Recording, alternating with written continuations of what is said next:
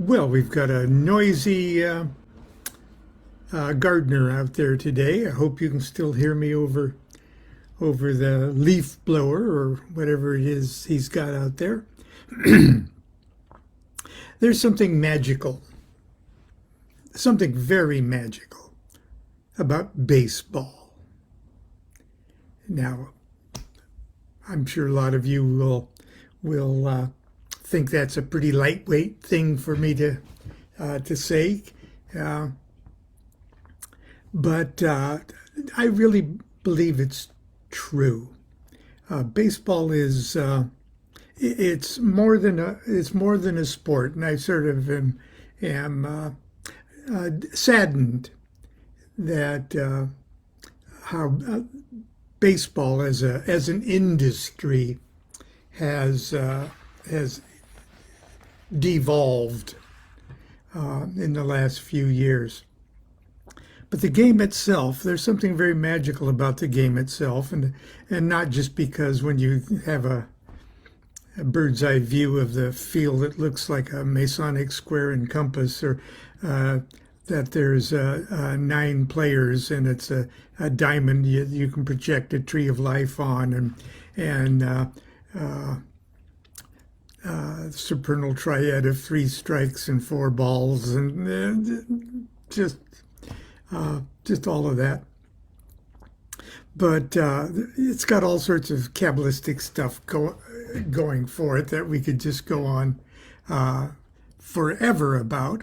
But we could say the same thing in different ways about any other sport or any other endeavor. Baseball is special, and I can't say we're big baseball fans or that we follow every game, and we don't get to see it on television the way we used to.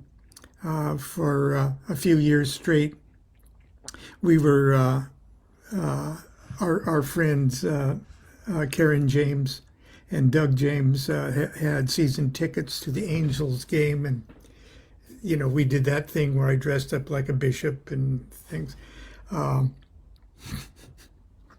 So, and we followed the Angels, and they actually finally won the World Series. But there's something very, very mystical about the baseball experience. And Constance even talks about astrally projecting between the foul posts. But especially a day game, it's a rite. It's a summer rite, and it culminates in an autumn rite. And we're coming up on that autumn climax, as if all the endeavors of spring and summer are coming to an end in one grand festival that in the United States we call the World Series.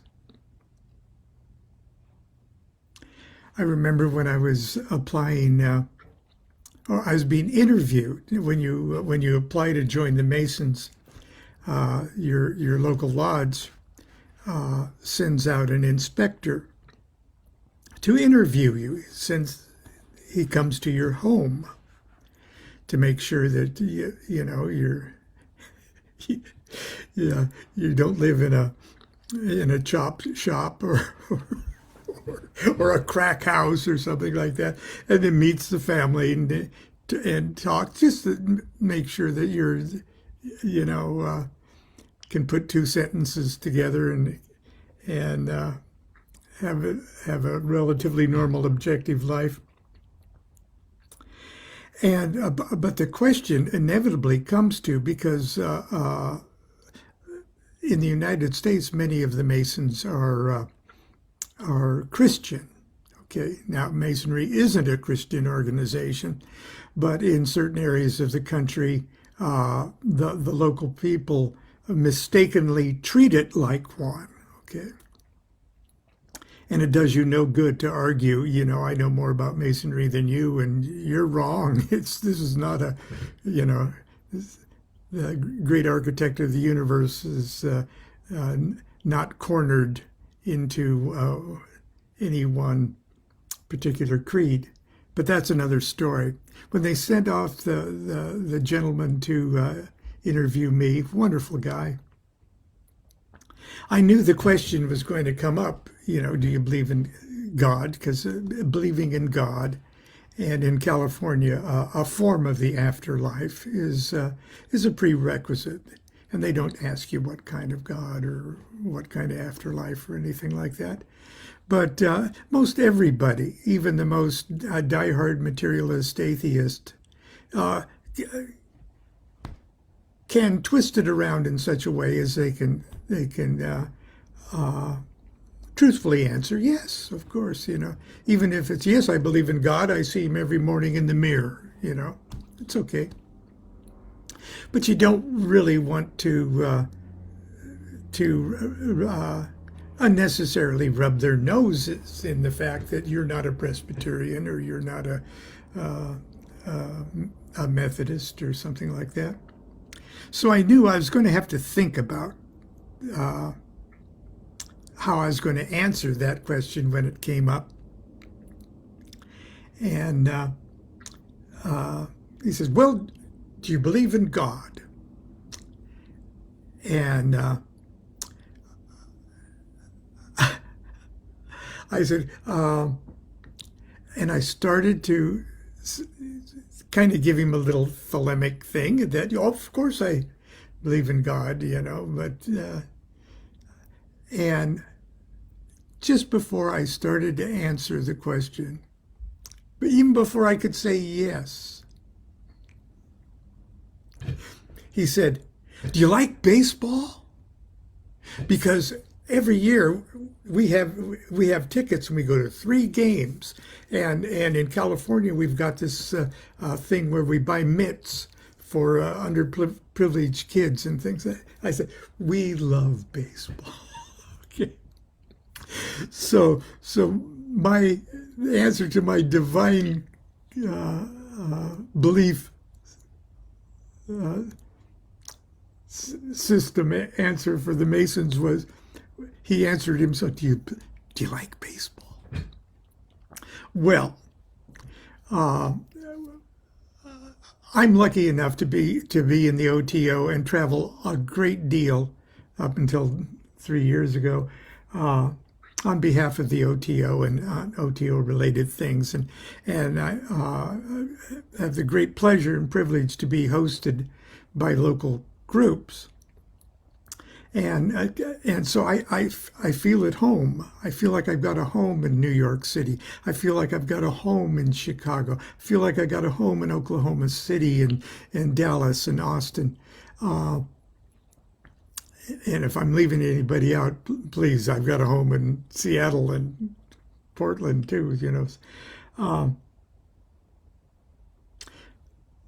when I'm in Chicago, because of the mystique of the downtrodden, lovable losers, the Chicago Cubs, and this last remaining temple of American baseball, Wrigley Field. Whenever I'm visiting Chicago, or for a while East Chicago in Indiana, my hosts would do what they could to help me get to a Cubs game. And I'm thinking about Tiger Leahy, especially, who just went out of his way to get me to a Cubs game.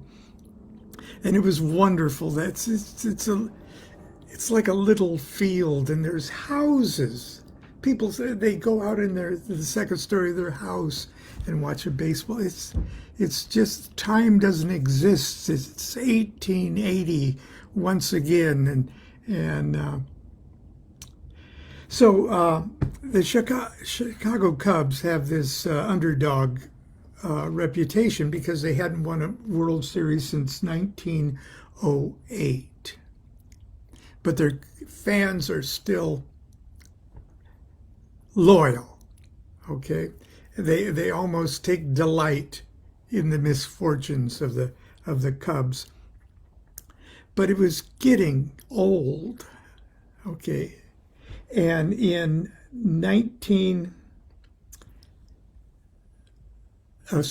2011, the Cubs were getting very, very close. I'm not sure, maybe they even won the pennant that year in the National League. They were very, very close. And the lodge master of the Chicago OTO Lodge, Henry Anderson, the late Henry Anderson, said, write us a ritual. Write us a ritual to help the Cubs win. And so we haven't won since, 1908. So I said, okay, I'll do it. And if I haven't lost you already, this is the payoff for today's talk. I wrote the ritual. Okay, it's a group ritual. And I had to do my homework because it's a magical ritual summoning the ghosts of the Chicago Cubs to invoke a World Series win. And it's a group ritual, and you're going to have to use your imagination. If you're interested, email me or let me know, and I'll send you a copy of the ritual. But you're going to have to use your imagination because there's a lot of things going on. Now, in 1908, when the Chicago Cubs won the World Series, they had a trio, a supernal triad, if you will, of the first baseman, the second baseman, and the shortstop. First baseman, Frank Chance, second baseman, Johnny Evers, and the shortstop, Joe Tinker. These guys were angelically possessed. They could destroy a base hit that was going to turn into a double or a triple. They were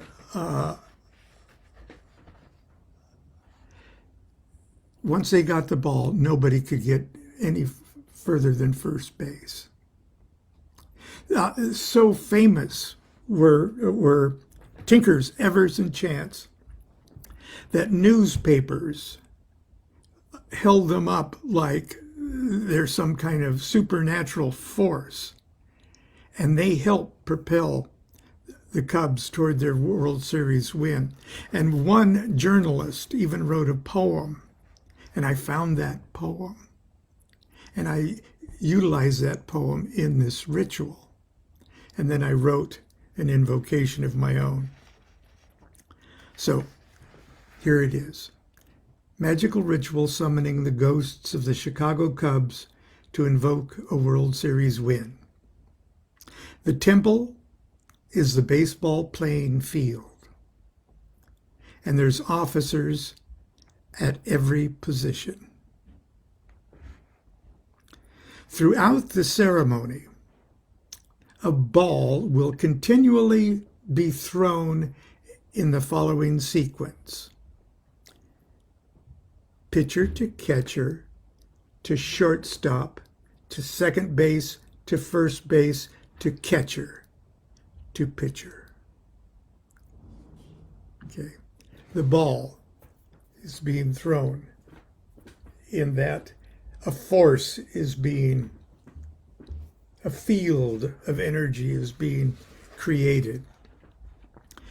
Pitcher to catcher to shortstop to second to first to catcher to pitcher. Care must be taken never to drop the ball.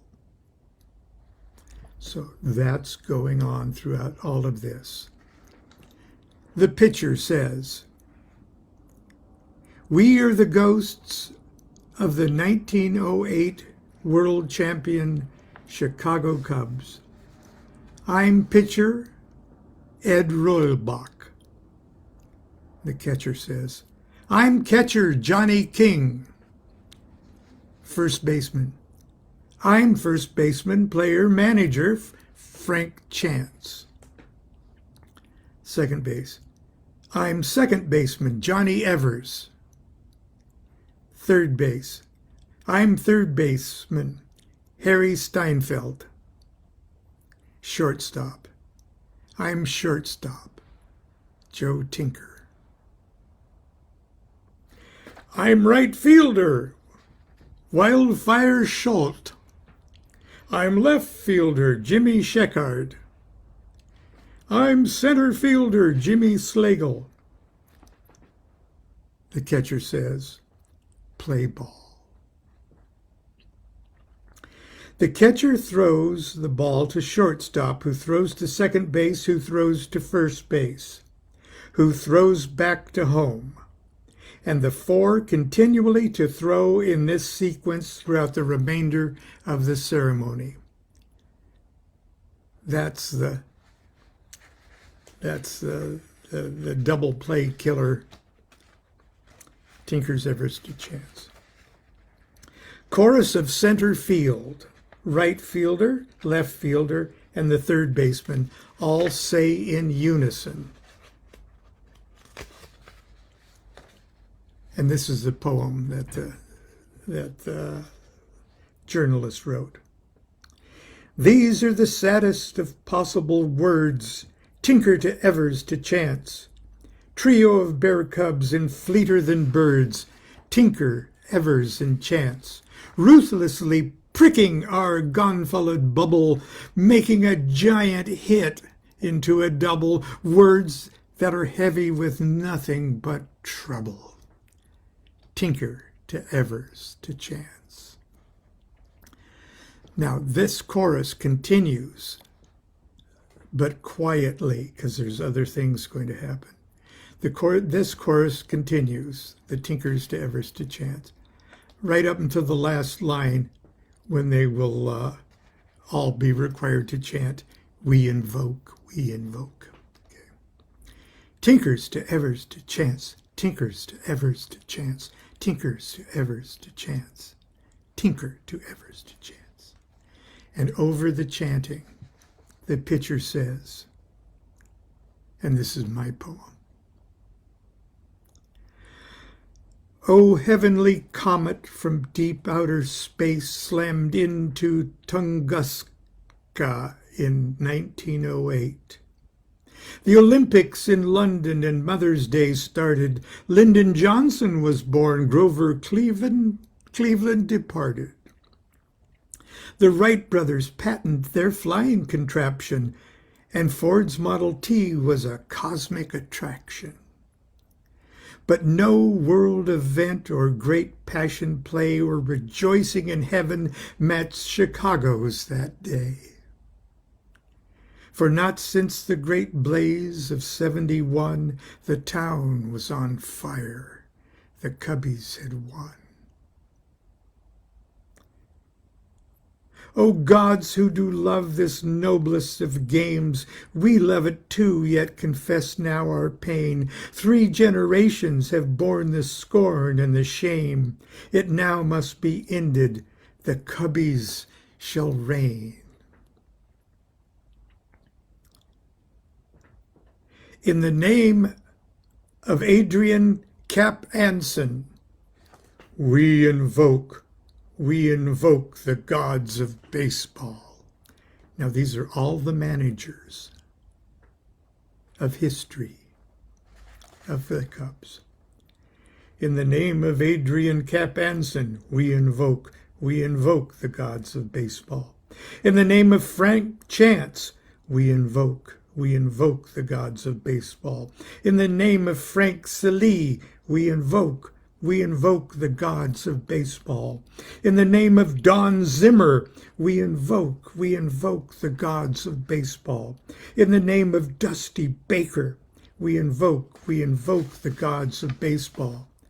In the name of Lou Piniella, we invoke the gods of baseball. From the training camps of old, we invoke the gods of baseball. From Champaign in Los Angeles, we invoke. Now the whole chorus joins. We invoke. From Santa Monica and New Orleans, we invoke. From Vicksburg and Hot Springs, we invoke. From Tampa and Pasadena, we invoke. From the Isle of Santa Catalina, we invoke. From Scottsdale and Mesa's Hohokam Field, we invoke the gods of baseball. And these are all the training camps. 103 times we've circled the sun since that golden moment's the Cubs' #1. 2011 is the magic year. We lift our voices for heaven to hear. Lovable losers no more.